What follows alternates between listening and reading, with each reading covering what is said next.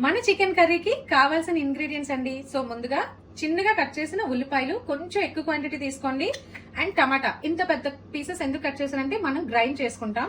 Okay. And next half KG chicken. Last లో garnishing కి spring onions and కొత్తిమీర. Green chillies ఇందులో అస్సలు యాడ్ చేయం. సో రెడ్ చిల్లీస్, మిరియాలు, ఒక 10 నుంచి 12 మిరియాలు, 10 నుంచి 12 జీడిపప్పు, కొంచెం ధనియాలు, అనాస పువ్వు, 2 లవంగాలు, 2 యాలకులు. ఇవన్నీ మనం ఫస్ట్ రోస్ట్ చేసుకొని గ్రైండ్ చేసుకుందాం. ముందుగా రెడ్ చిల్లీస్ వితౌట్ ఆయిల్ ఇలా రోస్ట్ చేయాలి. మన కూరంతా గ్రీన్ చిల్లీస్ లేకుండా ఇలా రెడ్ చిల్లీస్ తోనే కుక్ చేస్తామండి. లవంగాలు, మిరియాలు, యాలకులు ఇవన్నీ కూడా వేసి, ధనియాలు కూడా వేసి జస్ట్ 1 or 2 minutes ఇలా రోస్ట్ చేసుకున్న మన మసాలా ఇంగ్రీడియంట్స్ చల్లగా అయిపోయింది. ఇప్పుడు మన మిక్సీ జార్ లో గ్రైండ్ చేసుకుందాం. మనం గ్రైండ్ చేసుకున్న మసాలా పౌడర్ అండి ఇది. ఇదే మసాలా పౌడర్ లోనే మనం టమాటా యాడ్ చేయాలి. ఎప్పుడు కూడా టమాటా పేస్ట్ ఓన్లీ టమాటాస్ మాత్రమే వేస్తే అలా ఆ థిక్నెస్ కన్సిస్టెన్సీ అనేది రాదు మన కర్రీకి. సో ఓన్లీ మసాలా పౌడర్ లోనే ఇలా టమాటాలు వేసి ఇంకొకసారి గ్రైండ్ చేసుకోవాలి. ఇలా గ్రైండ్ చేసుకోవడం వల్లే మన గ్రేవీ చాలా థిక్ కన్సిస్టెన్సీతో వస్తుంది. సో ఇలా ఆయిల్ లోన మనం ముందుగానే కట్ చేసుకున్న ఆనియన్ పీసెస్ ని ఇలా రోస్ట్ చేసాక అల్లం వెల్లుల్లి పేస్ట్ యాడ్ చేసుకోవడమే. కానీ సో ఆనియన్స్ ఇలా కొంచెం బ్రౌన్ గా అయ్యాక మనం అల్లం వెల్లుల్లి పేస్ట్ యాడ్ చేసుకుంటాం. ఆ పచ్చివాసన పోయే వరకు ఇంకొంచెం రోస్ట్ చేద్దాం.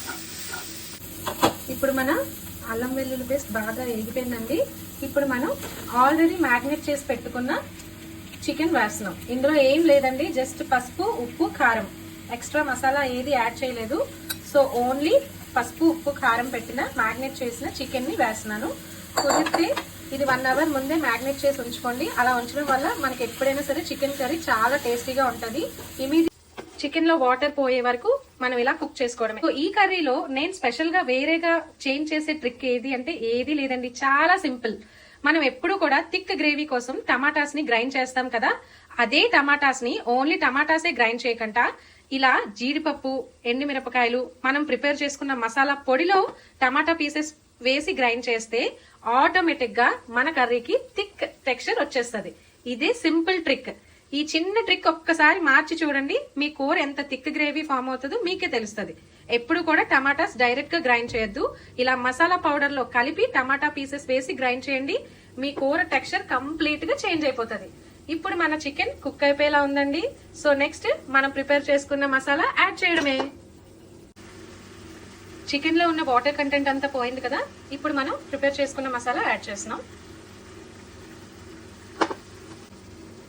ఇలా మన మసాలా యాడ్ చేసుకున్నాక ప్రతి చికెన్ పీస్ కి పట్టేలా బాగా కలపండి. ఇప్పుడు కొంచెం ఇలా వాటర్ వేసుకోవడమే.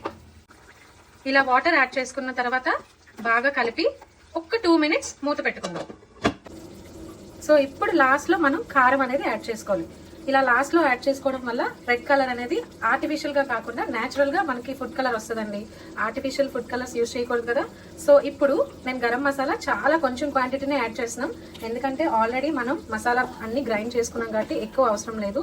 చాలా కొంచెం క్వాంటిటీ కారం అండ్ గరం మసాలా యాడ్ చేసి ఇప్పుడు మనం మూత పెట్టేసుకోవడమే. ఆల్మోస్ట్ మన కర్రీ రెడీ అండి.